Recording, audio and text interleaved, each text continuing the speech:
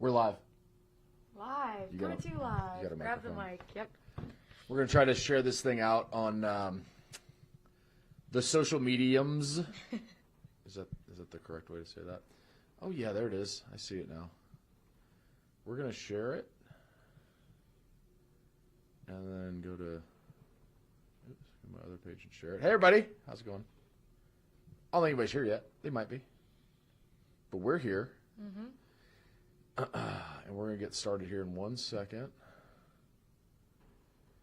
As we are, goodness, we're less than 24 hours from Texas, Arizona State. Tomorrow covering these bowl games, you don't know what day it is, you don't know what time it is.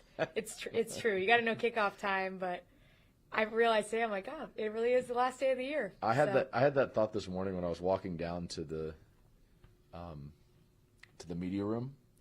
And I literally said out loud, we're on our way down to the press conference for Sark and Kenny Dillingham. And I literally said out loud, what day is it? Yeah.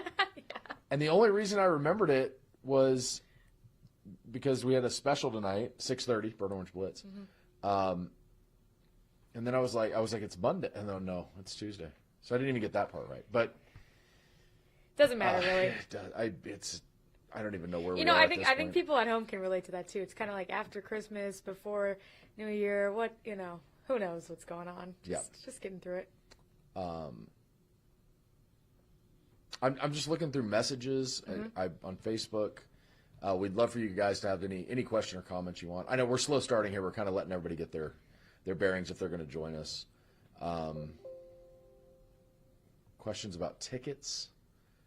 For Texas, Arizona State tomorrow. I did see a tweet from Brian Davis today that said what prices we're going for, like the get-in price at each game. Like the Rose Bowl is $170. It said $16 to come to tomorrow's. Yeah, you can get some tickets for pretty cheap if you're going to make the trip. We've got some eyes on the video, so we'll go ahead and start this thing up. Be the first to comment. It says on my phone, be the first. We're looking for questions and comments, but we're excited as we continue our coverage of Texas and Arizona State. Welcome inside Club 4611. They don't know what hotel we're in. I was like, Bob. It's just my room number, but I don't know what hotel we're in. But if people start knocking on the door, I guess I'll know. Welcome inside Club 4611 here on CBS Austin Live, on Facebook, on YouTube, and you can get us on Twitter as well. We can have some comments there, but. We're getting ready for the Peach Bowl tomorrow, 1 o'clock. Again, the time change when you're an hour ahead and you're trying to stay on time on Central Time in Austin. So here's how we've done it. Mm-hmm. We don't even really say times, because if we say a time, we're going to be like, what time are you on? My phone says the correct time for where I am.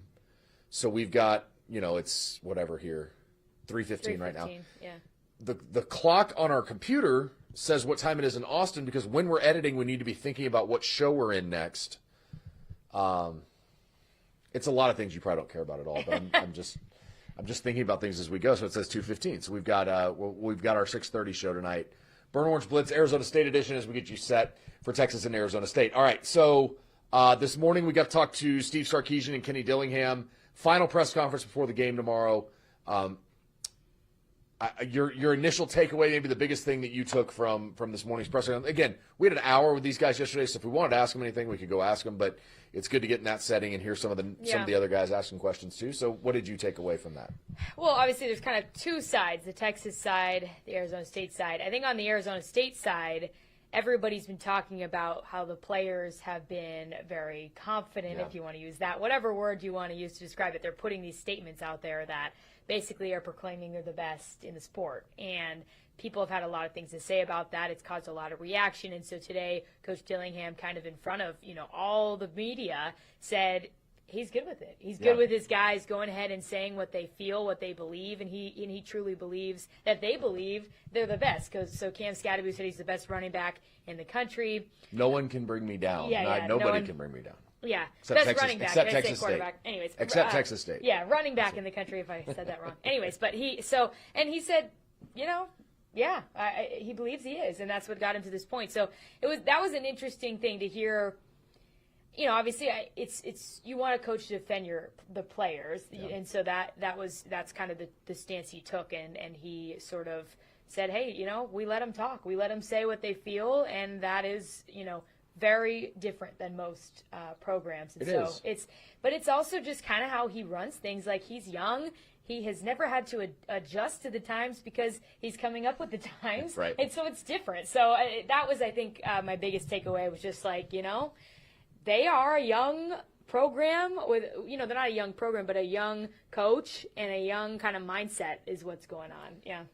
I liked it. I like their mentality. I think in this day and age, everything is so you have to be so square. Your players can't say much. Your coach doesn't want to say much. You don't want to give motivation for the other team. Kenny's like, listen, if you guys need more motivation than just advancing to the semifinal, you're in the wrong sport. Like, you shouldn't need extra motivation. It goes for those 6 guys that played at Texas, and now they're going to get a chance to play Arizona State. Get to play Texas tomorrow. They don't need that extra motivation. That's not a thing.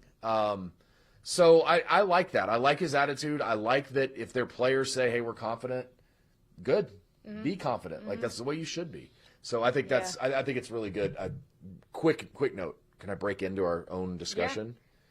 For the second straight year, Michigan has beaten Alabama in a Rose Bowl, in a game. Last year it was the Rose Bowl. This year it's whatever. I don't even know. The ReliaQuest Bowl. They beat them, if I remember correctly, they beat them 20-13 in the Rose Bowl last year.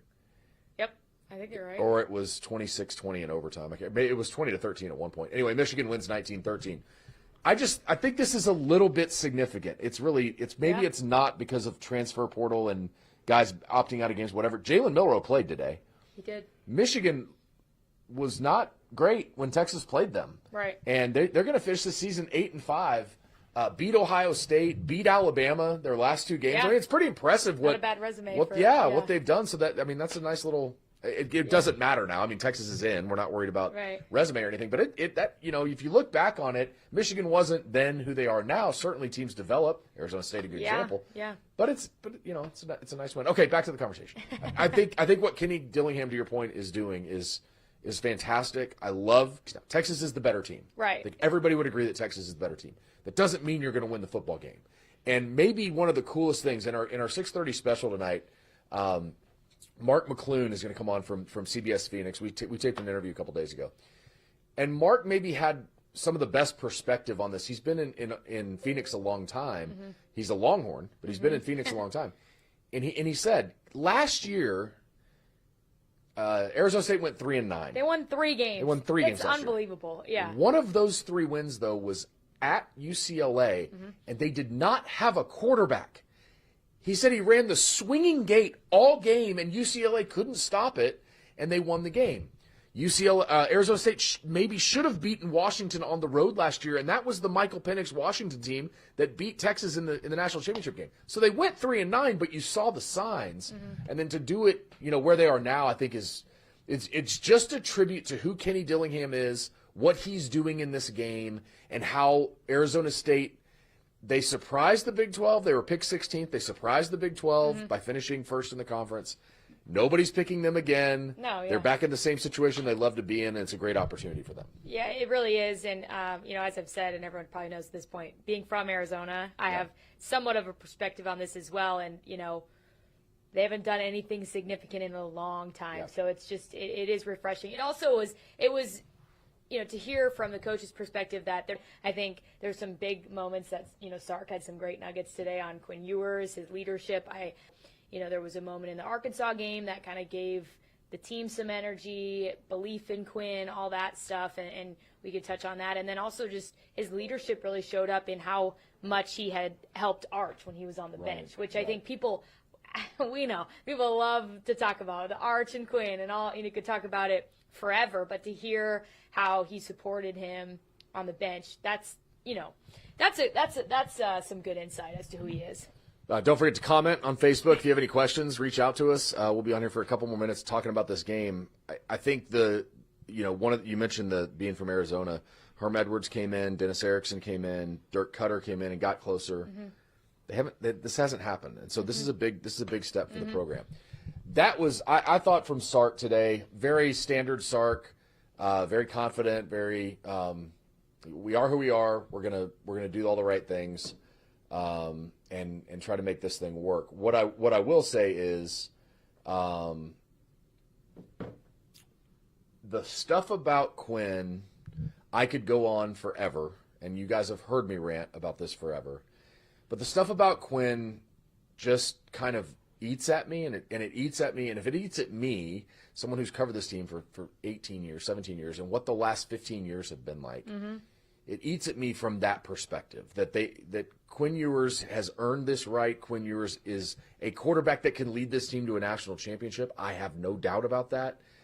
But the outside perspective, to me, they have the doubt because Arch Manning's on the bench. And that's the whole, I think that's always obviously been the whole thing the whole time.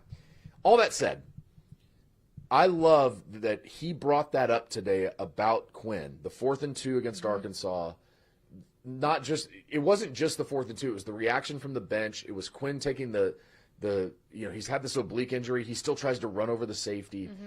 And then on top of it, for Sark to say the way that Quinn hung in there when Arch was starting and Quinn was on the bench, and he helped him prepare and was the right guy for him.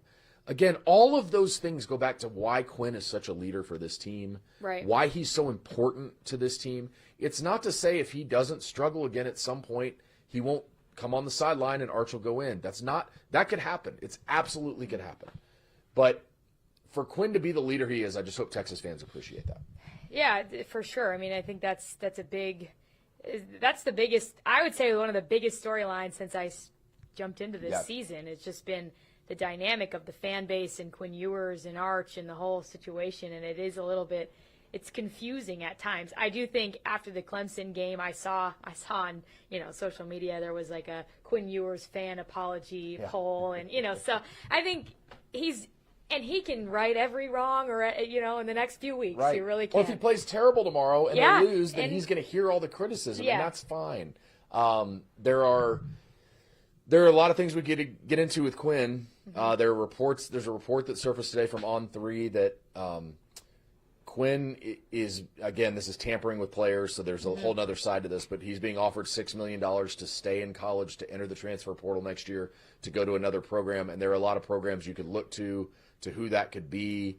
I saw an actual odds on where Quinn Ewers will land if he stays in college next year. It was like Notre Dame, Michigan State, Mississippi, Oklahoma, Oregon, all these schools, North Carolina, obviously with Bill Belichick. So all those things are still out there. But it's, that's the stuff that your starting quarterback is dealing with going into a college football quarterfinal. Here's $6 million to leave the school you're trying to lead to a championship right now and come play for us next year. That's the first part. The second part, hey, you got the NFL draft if you want to go try to be an NFL quarterback next year. The third part, hey, by the way, we want Arch Manning to start. Can you get out of the think about this. Texas is in this college football quarterfinal. I feel like we're going to talk about this for the next 3 weeks. They're going to be in the semifinal. He's going to be dealing with the same things. He's dealt with it all year. So. I think right before we started this live, we were talking about some of this, and I was just like, I cannot imagine being Quinn Ewers. It's an impossible job. And obviously, he signed up for it, and he's given the talent to handle it and all these things. But it is crazy. It really is. So that's a big storyline right now.